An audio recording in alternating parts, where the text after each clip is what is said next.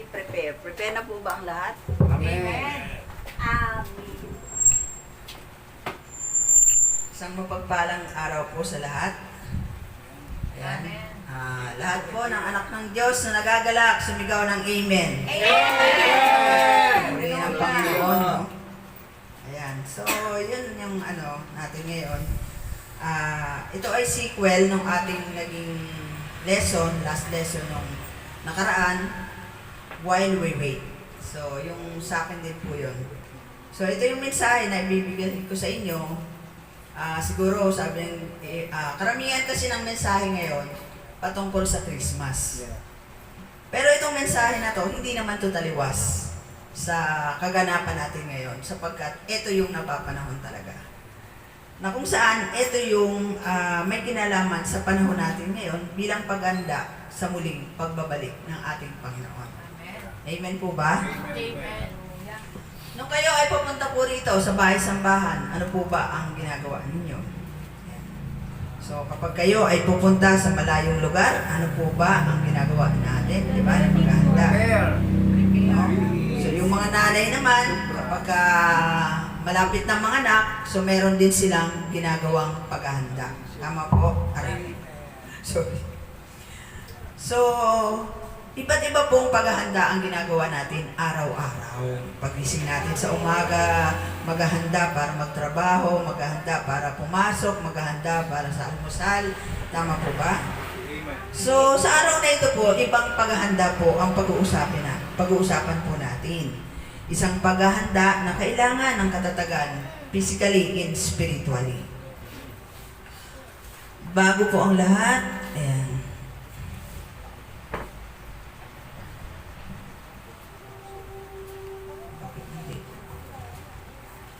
So, ayan. Parang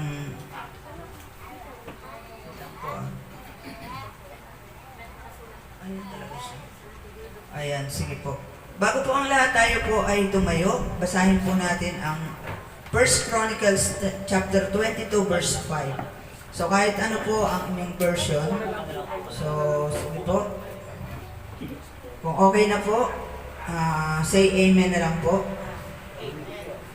Basahin ko po sa English, basahin ko rin po sa Tagalog. 1 Chronicles chapter 22 verse 5.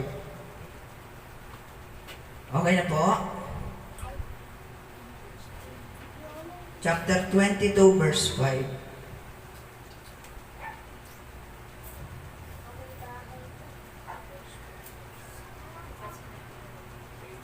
Amen? Okay po. 1 Chronicles chapter 22 verse 5.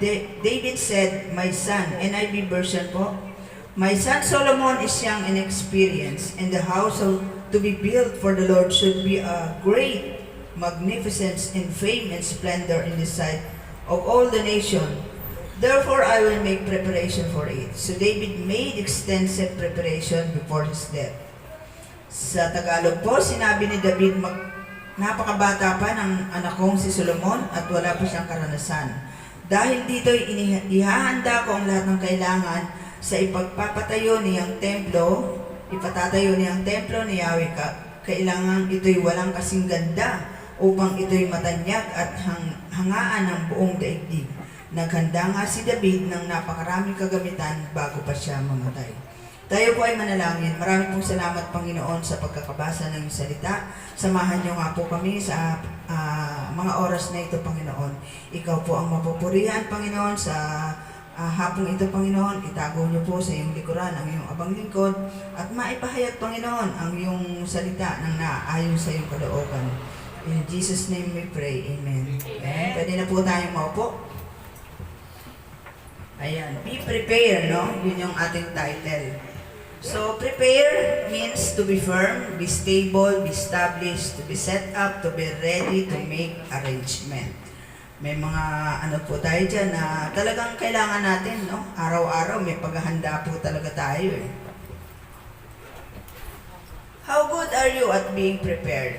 Are you extremely self-disciplined and ready for every contingency, or are you more of a go-with-flow type of consider being prepared as a useless concept na kung saan ay umaayon na lang ba tayo? Sige na, bahala na. Diba?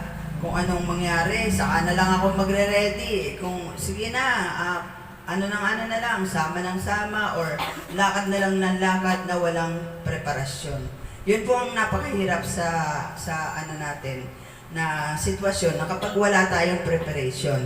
Halimbawa, meron kang vacation, yung bakasyon na yun, ay hindi mo alam kung ano pupuntahan mo. Wala kang dalang pang lamig, di ba? Kala mo mainit, eh pagdating doon ng lamig sa paligay mo, kaya anong gagawin mo? Diba?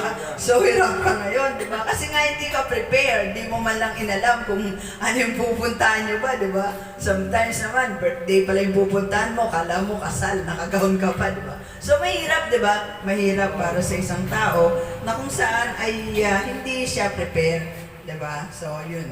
Ang tanong, are you ready? Amen. So, 1 Chronicles chapter 22, verse 119. Ito yung paghahanda na kung saan ibinigay ipinaghahanda ni David si Solomon dun sa mga gagawin na pagtatayo ng kanyang temple ng Panginoon. Kasi nga, si David, hindi siya bagamat yun ang puso niya, magtayo ng templo ng Panginoon, sapagkat sabi niya, ako'y nakatira dito sa marangyang tahanan na ito, pero ang tipan ng Panginoon ay nasa tent lang. Kaya inisip niya na siya ang magtatayo. Pero sabi ng Panginoon, hindi ikaw hindi ikaw yung magtatayo nito, kundi ang anak mo. Diba? Kasi si David, alam naman natin na si David ay isang warrior. So marami ng dugo na dumanak sa kanyang mga kamay. David make a preparation to build a temple before his death. So, kumbaga, talagang naghanda siya, pinaghandaan niya yun bago siya mamatay. So, kung saan ay pinulong niya pa yung mga, yung mga kapulungan, mga katandaan, yung may mga, kumbaga, mga opisyal, pinulong niya lahat ng yon. At sinabi niya nga sa kanila na inexperience pa yung kanyang anak. Kaya sinabi niya sa Lord na talagang lahat ng yon ay ipiprepare niya para, kasi yun yung heart ni David na kung saan ay talagang gusto niya, 'di ba? Na mapaganda yung bahay-sambahan ng Panginoon. Yan. Pakita ko sa inyo yung Jewish temple. Ayan yung Jewish temple, 'di ba? Napakaganda niya. Yan yung ginagawa sa Sukkot, festive. Isa sa mga ginagawa ng mga Jews. So, napaka-ingrande niya, di ba? Na kung saan, andun yan sa ni Solomon. Di ba? So, sabi niya dito, sabi nga ni David dito, the house to be built for the Lord should be of great magnificence and fame, splendor in the sight of all nations. Na kung saan ito po ay tumutukoy sa future kingdom. So, the kingdom of God is eternal, sabi nga dyan, di ba? So, pointing out to the future kingdom, na kung saan, tingnan po natin yung inihanda ni David dito, na kung saan ay, ayan. May mga tao siyang kinausap, meron siyang mga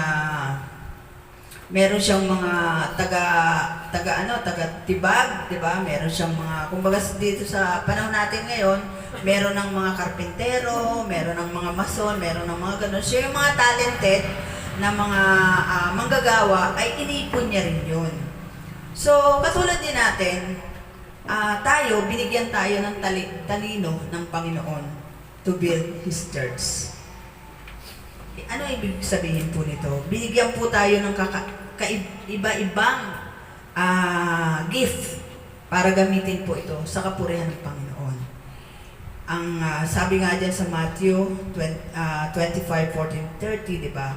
Na kung saan ay, ito yung patungkol dun sa mga talents, kung saan binigyan sila ng mga halaga, di ba? Na kung saan ito yung pinagkatiwala sa atin. Ano ba ang gagawin natin dun sa gift na ibinigay sa atin? Babaliwalain lang ba natin to? Ibabaon lang ba natin ito? Diba? Nagalit nga dun yung Panginoon na nagbigay sa kanila ng mga salapi na yon, ay nagalit kasi binaon lang ng isa. Yung pera na iniwan niya, diba? Na hindi naman lang inilagay sa bangko. 'Diba? So ano ba yung gagawin natin doon sa mga gifts na ibinigay sa atin ng Panginoon? Pababayaan lang ba natin yon? Na nasa ating sarili na lang ba yon? Hindi ba natin gagamitin yon? Ask the Lord kung ano bang gift yung ibinigay sa iyo ng Panginoon. Hindi po tayo pare-pareho ng gift. Hindi dahil sa hindi ka marunong mag-preach, hindi ka na makakapagpuri sa Panginoon. Hindi dahil sa hindi ka marunong sa Bible or hindi ka hindi ka bihasa, no? Pero definitely tayo ay kailangang magbasa, no? So, yun po yung sinasabi natin sa bawat isa na kailangan po nating makipag-usap sa Panginoon. Lord, ano ba yung purpose ko sa buhay na to? Ano ba yung binigay mo sa akin para magamit ko, para ako ay makapagpuri sa iyo? Kahit po nasaan tayo, kung nasa palengke man tayo, kung tayo man ay sidecar boy, kung tayo man ay nagtatrabaho, labandera tayo, ano ba yung magagawa ko, Lord, para mapapurihan kita sa ganitong kalagayan ko? So, hindi po namimili ang Panginoon na kailangan mo graduate ka. Hindi po yun. Hindi po yan ang requirements. Kasi nga po, binigyan tayo ng Panginoon ng kanya-kanyang gift sa atin, kaloob sa atin. Yun ay gamitin natin para sa kanyang kapurihan. Kaya po tayo binibigyan ng Panginoon ng ganong talino. Ngayon, kung ikaw ay magaling ka mag-drawing, di ba? Magaling kang kumanta ka sa Panginoon. Kung magaling kang lumikha ng mga bagay na kakaiba, gawin mo yon para sa Panginoon. Wala po akong Panginoon ang kahit na ano. Well, kapag ikaw nag-comfort sa iyong kapwa, iyan ay kapuri-puri sa Panginoon. Bakit po? Yun ang sabi ng Panginoon di ba? Mahalin natin ang ating kapwa. Amen. Lord, ang mga bagay na itong ginagawa ko ay para sa iyo. Di po ba? So kapag po yun ang ginawa natin, gino-glorify po natin ang Lord. Pero kung yung mga bagay na hindi natin sarili lang natin, hindi po yun nag-glorify ang Lord. Be obedient in God's call to serve Him. So lahat po tayo may calling. Amen. Ito po yan. Naniniwala po ako dyan. Kasi po ako, ayaw ko nga Dati ayaw ko nga Takbo ko ng takbo para ako si Jonah Pero hindi Ang Panginoon talaga maglalagay sa iyo. Kung anong gagawin mo, gagawin talaga ng Panginoon. Ang Panginoon ang gagawa ng paraan.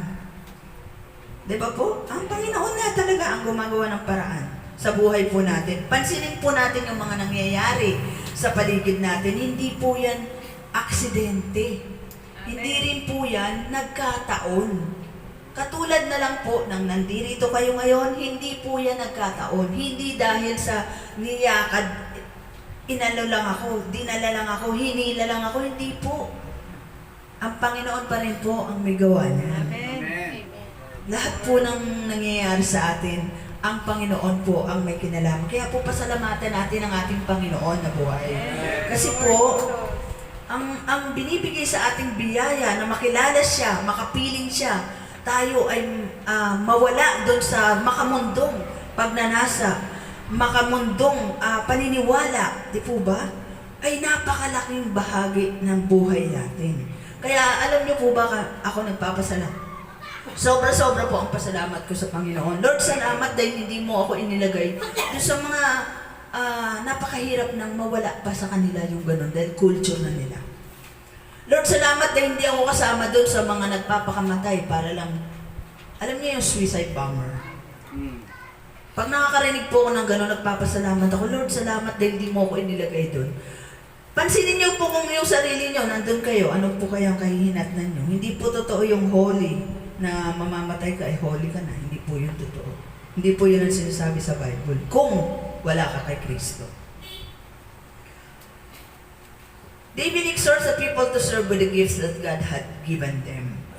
Yung mga Diyos ng panahon na yon ay binigyan ng incredible resources. David encouraged the Jews to use those gifts to serve Him. Most scholars think that the talent weighs about 75 pounds. God blessed the Jews with approximately 3,750 tons of gold. Mantakin niyo yun, di ba? 1,000 talents of silver and 37,500 tons of silver. Ayan, di ba? Na kung saan lahat ng ito, may kinalaman pa rin ang Panginoon.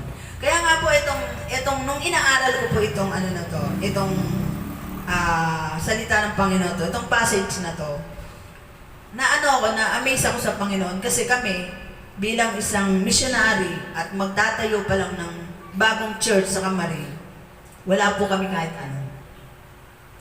Wala na din po kaming support, wala na din pong trabaho yung asawa ko, wala na po lahat. Pero sabi rito, no, di ba? Bless yung mga Jews na incredible resources Amen. para lang ipatayo yung bahay-sambahan ng Panginoon. Kaya po nung binabasa ko ito at inaaral ko ito, wow, salamat Lord. Salamat kasi pinaalam mo ito sa amin. Kasi nag-aalala kami, paano kaya kami makakapagtayo? Paano kami makakapag-gather ng people na pag ikaw nagtayo ng ministry, kailangan mo talaga ng resources. Di po ba? Talagang kami, iniisip din po namin yon. Pero salamat sa Panginoon. Kasi siya ang magbe-bless sa mga taong gagamitin niya rin para sa amin and gagamitin doon sa ministry na yon. Kaya nung inaaral ko po ito, sobra pong nagpasalamat ako sa Panginoon. Lord, salamat ha. Kasi yun yung inaano namin eh. Lagi naming iniisip na katulad ngayong Christmas, kahit pa paano, gusto namin yung mga bata doon magkaroon ng kahit pagkain lang, na may mga kids na kasi kaming nag-gather doon na kung saan yun yung doon kami nag-uumpisa. So parang gusto namin silang i-treat lang, no? Pero salamat sa Panginoon dahil dito sa salita ng Panginoon na to, siya mismo ang gagawa ng paraan para doon sa kanyang bahay-sambahan. So hindi po si David ang may kinalaman dito, kundi ang Panginoon pa rin ang may kinalaman doon sa mga tones of gold, tones of silver na ito. Amen. Hallelujah. Tama po? Amen. So David did not use this wealth to glorify himself. Hindi po yun kasi ang puso niya eh. No? David preserved the God's gift to build his temple. Ayan, na kung saan yung the temple symbolizes God's peace, and only Solomon, a man of peace, could build it. Na kung saan si Solomon, ang ano niya ng pangalan niya is peace. Mapapansin po natin na sa buong panahon ng paghahari ni Solomon ay nagkaroon ng kapayapaan. Kasi inalaw ng Panginoon yun. Dahil nga para maitayo ang bahay, yung kanyang, yung temple ng Panginoon. Na kung saan hindi nga pinayagan si David dahil siya ay, bagamat yun ang heart niya, sometimes, di po, naisip natin, maganda naman yung intention ko para naman to sa Lord. Pero bakit nga ba hindi nangyayari ito? So, consult natin ang Lord kasi baka hindi yun ang ipinagagawa sa atin. Kaya nga po nung kami ay nawala doon sa foundation, nag-consult pa rin kami sa Lord. Kasi ano naman yung intention namin? Maganda yung intention namin, di ba po? Eh kung hindi naman yun ang will ng Lord, katulad din ng nangyari kay David, na kung saan will niya gusto niya ang heart niya. Yung heart niya gusto niya may patayo ang ano ng Panginoon, ang temple ng Panginoon. Pero hindi kasi yun ang will ng Lord. Sometimes may mga ganong pangyayari sa buhay natin na maganda yung intention natin, pero hindi naman kasi yun ang will ng Lord. So alamin po natin yun, i-ano natin sa Panginoon, kung i-consult po natin sa Panginoon yan. So bibilisan ko lang po kasi meron po tayong another program. Pero ito po ay nasa GC ng House of Prayer na pwede nyo po siyang i-review. So pero nandiyan naman po lahat ng ng sinasabi ko, nakalagay naman po dyan. So, I will make preparation for it, na kung saan ay si David talagang inano niya, yung pag-prepare nito ay hindi talagang madali para doon sa temple na yon, no? But, kasama niya doon ang Panginoon, di ba? Ito yung sinasabi natin kanina na ang preparation na to, eh hindi lamang ito doon sa preparation about doon sa temple, kundi preparation in the future. The coming of Jesus Christ. So dito sa Mark chapter 13 verse 24 to 37, ito yung pag doon na kung saan ay ng Panginoon kung paano siya darating. So meron po bang Ayan, yung pagbabalik ng anak ng tao. So sabi nga doon, basahin ko lang ng mabilis. Na sabi nga dito, subalit, sabi diyan sa verse 24, subalit sa araw ng mga iyon, pagkatapos ng kapigatiang iyon, magdidilim ang araw, hindi magliliwanag ang buwan, malalaglag mula sa langit ang mga bituin, at magugulo ang mga kapangyarihan sa kalawakan. Pagkatapos makikita nila ang anak ng tao na nasa ulap, may dakilang kapangyarihan at karangalan. Susubuin niya ang kanyang mga anghel sa apat na sulok ng daigdig, upang tipunin ng mga ito ang hinirang ng Diyos. Unawain ninyo ang aral mula sa puno ng igos kapag sumisibol na ang mga sanga nito at nagkakadahon na, alam ninyong malapit na ang tag-araw. Gayon din naman kapag nakita ninyong nangyayari na ang mga bagay nito, nalalaman ninyong malapit na ang kanyang pagdating. Halis na rin ito na. Tandaan niyo, magaganap ang lahat ng ito bago lumipas ang kasalukuyang salinlahi. Lilipas ang langit at ang lupa, ngunit ang aking mga salita ay mananatili magpakailanman. Amen. Sabi sa verse 32, ngunit walang nakakaalam ng araw o anong oras na iyon, kahit ang mga anghel ng langit o anak man. Ang Ama lamang nakakaalam nito.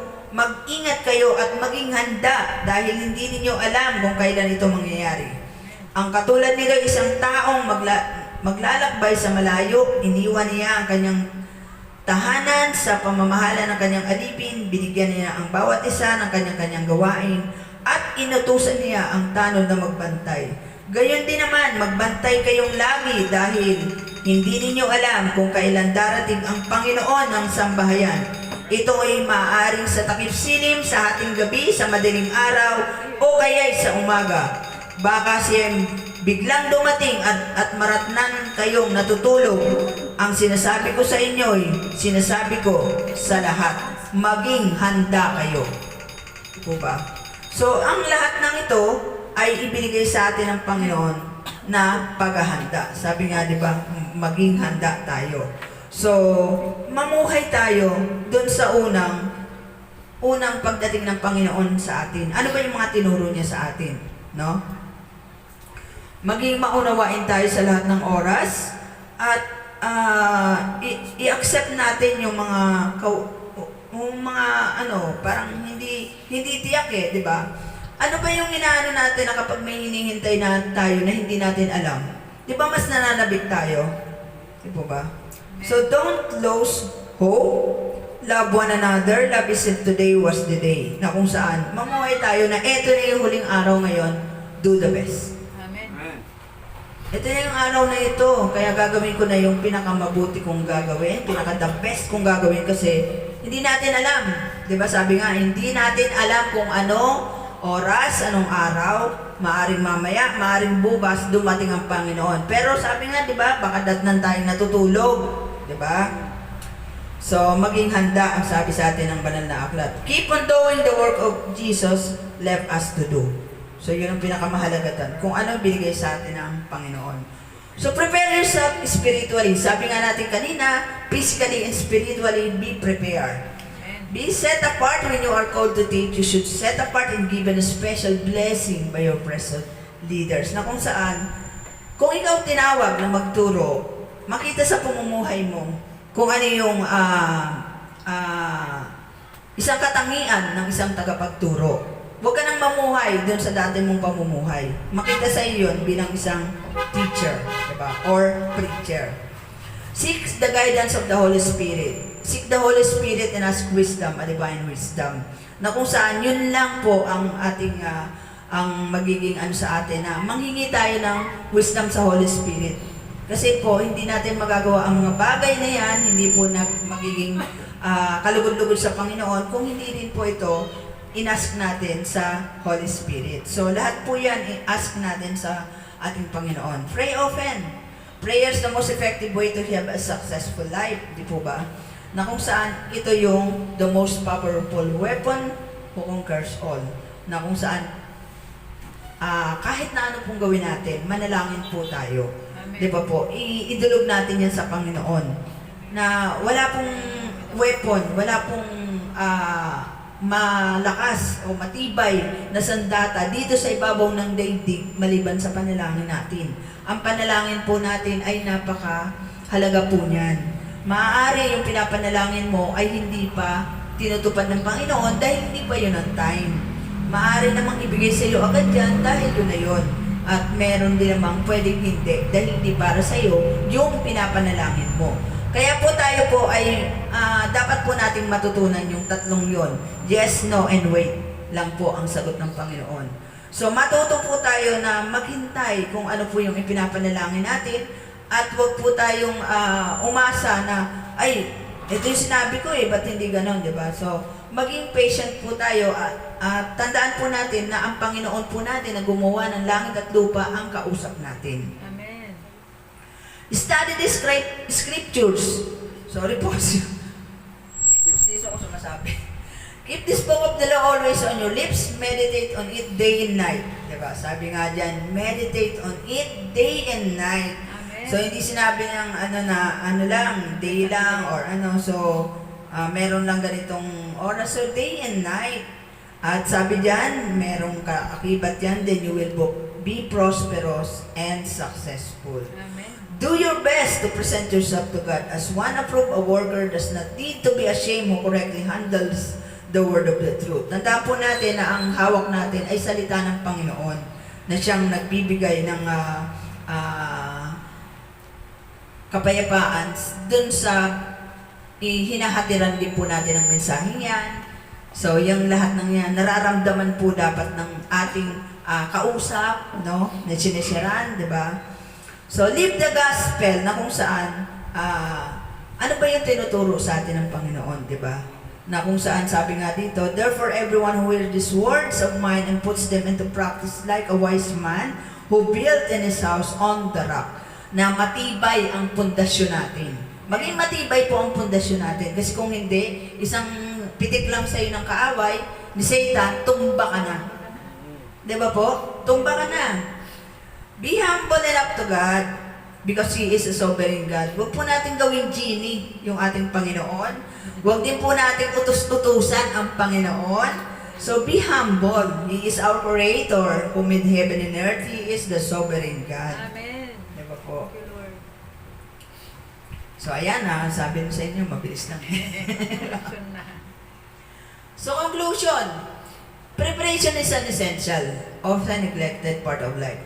Totoo po yan, di ba po? Aminado, kami rin po minsan na din namin yan, na hindi kami nagiging handa. Sometimes, di ba, pupunta ka lalabas ka, alam mo naman tag-ulan ngayon di wala kang payong, di ba? Nakapaghanda ka ba? Hindi, di mapasa ka, di ba? So, madalas natin nakakalimutan yan sa buhay natin. So, being prepared enhances self-discipline. Yan ang kailangan dyan. To be aware to something about to happen. Something about to happen. Yung po yung dapat nating i-prepare. Ano nga ba yung darating na yan? In this lesson, we taught us to always prepare like Scripture says, be always on the watch and pray that you may be able to escape all that is about to happen and that you may be able to stand before the Son of Man. Na kung saan sinasabi ng banal na aklat na maging mapagbantay tayo, maging mapanalangin tayo upang mapaghandaan natin ang lahat ng mga darating na hindi natin inaasahan. Sa atin nga po, di ba, nananalangin na tayo, kung ano pang ginagawa natin, nagde-devotion tayo, pero tinatamaan pa rin tayo ng hindi maganda. Tama po ba? Ano pa kaya yung hindi gumagawa nito? Di po ba? So tayo, kailangan natin maging malalim sa relasyon natin sa Panginoon dahil hindi po tumitigil si Satan. 24/7 po yan, tumatrabaho yan. And tayong Christian, tutulog-tulog sa tabi ng ilaw. Diba po? So, kailangan po natin magbantay ang sabi ng Panginoon. Amen. Napaka-importante po sa atin yan. We do not know when and what is the hour of the Son of Man came, but definitely He is coming soon. Amen. Sinabi po yan sa banal na aklat. Definitely He is coming soon. Are you ready for Christ's return? Amen. What did you do to prepare for second coming of Jesus? Let us engage the God's glory. Celebrate this season by sharing the gospel while we wait for the blessed hope. Amen. So, ini-encourage ko po ang bawat isa Ang Pasko po, hindi para sa handa, hindi para sa party, hindi po para sa regalo. Hindi po doon napapaloob po yun. Ipaalam po natin sa bawat tao, ayan, sa bawat tao na ang Pasko ay sineselebrate natin sapagkat tayo ay nagpapasalamat na minsan ay merong ipinanganak o ipinadala ang Panginoon dito na siya ay isang ating Panginoong Diyos ng kataas-taasan pero nagpakababa siya. Diba po? Isinilang siya bilang isang tao para abutin po tayo. Yun ang dahilan nun. Para maging katulad po natin siya. Para po na maging mahina din po siyang katulad natin. Nakita po natin kung gaano siya nagtiis, kung gaano rin po siya nasaktan, naging duguan din po siya, umiyak din po siya, kumain din po siya, kasi nga po nagpakababa siya para sa ating lahat. Iyon po ang tunay na mensahe ng Pasko. Wala pong iba. Wala pong problema kahit wala kang pera, wala kang 13-month pay, wala kang bonus, di ba po? Wala pong problema yun. Hindi yun ang usapan pag Pasko. Pero ang usapan dyan, meron tayong Jesus Amen. na isinilang at muling babalik sa mundong ito para iligtas po tayong lahat na sumasampalataya sa Kanya. Amen? Amen. Napakagandang balita sa atin nitong season na to na merong magliligtas sa atin, darating para iligtas tayo. Kaya kung anuman po yung ating dinaramdam, anuman po yung dinadala natin sa panahong ito, endure lang po natin yan. Mamimiss po natin yan. Lord, tulungan mo ko, hindi ko na to kaya. Bigay natin sa Panginoon yan. Po ba? Ibigay natin. Kung ano po yung merong sitwasyon na mahirap po sa inyo ngayon, kausapin niyo po ang Panginoon kasi po, baka yung nararanasan mo ngayon ay ginagamit ng Panginoon para gamitin mo rin yan sa kapwa mo na meron din katulad mong sitwasyon. Anong ibig ko pong sabihin?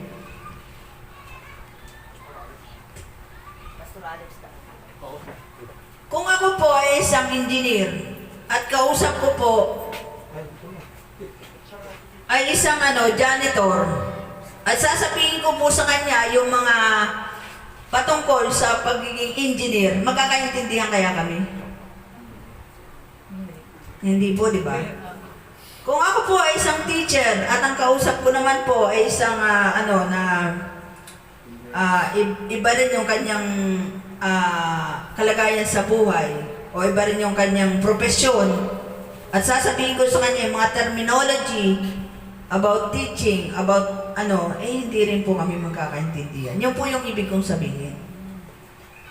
Na kailangan po na ibinibigay po natin sa kanila, kailangan po nating maging malalim sa Panginoon upang yung naranasan po natin, 'di ba? Katulad namin, ako po, 'di ba, na ngayon alam ko na po kung anong purpose ko sa buhay. Bakit ko naranasan yung ganong katinding pinagdaanan ko? Yung pala, gagamitin din ako ng Panginoon dun sa may mga pareho kong sitwasyon.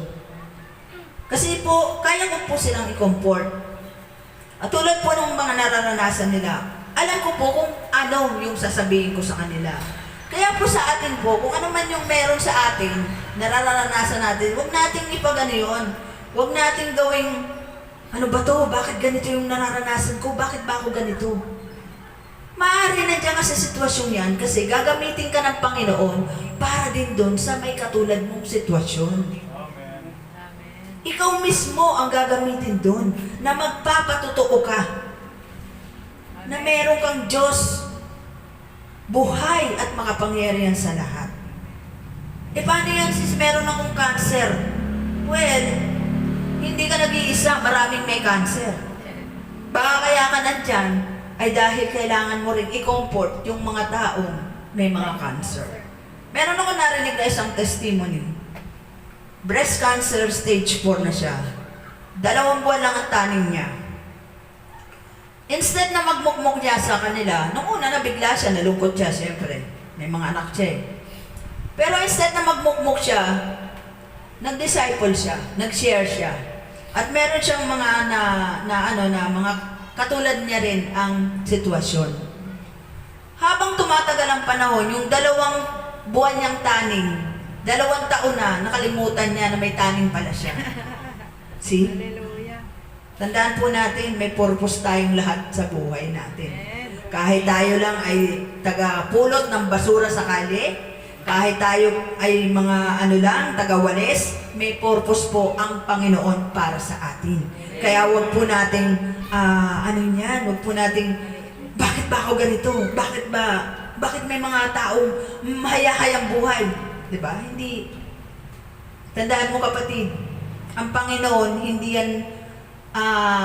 yan namatay para sa isang tao lamang. At hindi rin niya pumunta rito, ay hindi rin niya nabuhay at isinilang para rin lang sa isang tao. Yan ay para sa ating lahat. Nung sinilang siya, para sa ating lahat. Nung namatay siya, para sa lahat ng tao. Makasalanan man yan o hindi. Kaya tayo po ay tinatawagan ng ating Panginoon na i-share ang good news ngayong Kapaskuhan na ito. Why we wait for the blessed hope. Amen. Dahil ang sabi niya nga sa pamamagitan ni Peter sa 2 Peter chapter 3 verse 9, ang hindi niya pa tinutupad na pangako ay ang pangakong pagdating dahil ang ibig niya ay magsisi at tumalikod sa kasalanan ng lahat dahil ayaw niyang may mapahamak. Amen. Kasama po yung pamilya natin dyan. Di ba tayo natutuwa? Amen. Amen? Yun. So, I will invite to join us early in the morning at 5 a.m. to glorify the Lord and worship Him through dawn watch. Kung may time po kayo, magsabi lang po kayo, mag-PM po kayo kay Sister Susan or kay Pastor Alex para may add kayo sa GC. Napakalaking po nito sa atin. Yung ating pananampalataya, yung pagiging malalim natin sa Panginoon, may kaakibat din pong sakripisyo yun. Kung ang Panginoon po ay nag-sacrifice sa atin, tayo po, maliit na bagay lang yung sacrifice na yun. Ano po yung sacrifice na yun? Masarap matulog ng madaling araw. Ang hirap nga bumangon, gumagapang pa nga ako para lang bumangon. Di ba po? Pero, sino ba yung kakaharapin natin? Sino ba yung kakausapin natin? Hindi ba ang Panginoon natin?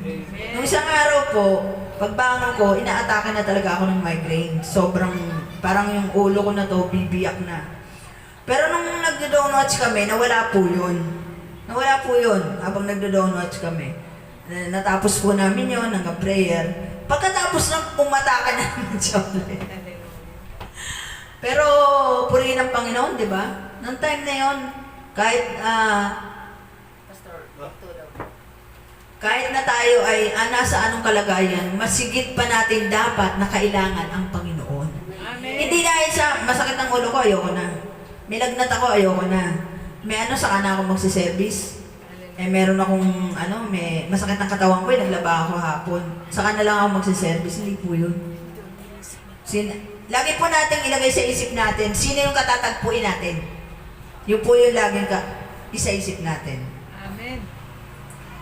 Bilang pangwakas, sabi rito sa Philippians chapter 1 verse 5 to 6, because of your partnership in the gospel from the first day until now, being confident of this, that He who began a good work in you will carry it on to completion until the day of the Christ.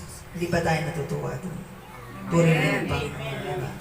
Na kung ano man ang pinasimulan natin ay hanggang sa pagdating ng ating Panginoon ay mangyayari, tayo ay nandun pa din. Amen. Hindi mawawala.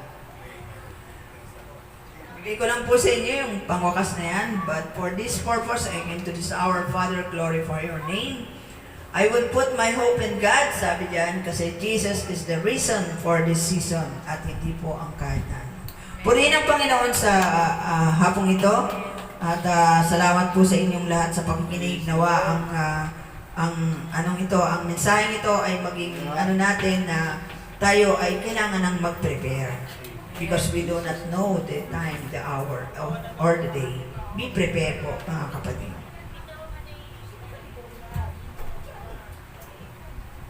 Sige po, bilang pangwakas, saglit lang po. Marami pong salamat, Lord, sa iyong mga salita na patuloy ka naming napapurihan. Salamat po sa hapong ito na ikaw ang aming kasama. Salamat po dahil ikaw ang aming Diyos na buhay na laging nagbibigay sa amin ng comfort, ng wisdom, Lord, ng strength, Lord, na kahit na kami nanghihina, paminsan-minsan kami ay natatalikod, nadadapa, kami ay nalilingat, Panginoon, pero nandyan ka para kami ay i-guide, Lord. Salamat po, O Diyos, sa pamagitan ng buhay ni David, Lord, naging inspirasyon namin ito, Panginoon, sa kanyang malaking paninimpalataya, sa desire ng kanyang puso, Panginoon. Ganun din, Panginoon, bigyan mo kami ng malaking desire, Lord, na maitayo ang iyong church. Hindi ang building, Lord, kundi ang mga tao na mananampalataya sa iyo. Marami pong salamat, O Diyos. Kami po ay patuloy nagpupuri sa iyo at nagpapasalamat. Amin pong dalangin ng lahat ng ito in the mighty name, precious name of your Son and our Lord and Savior, Jesus Christ. Amen and amen.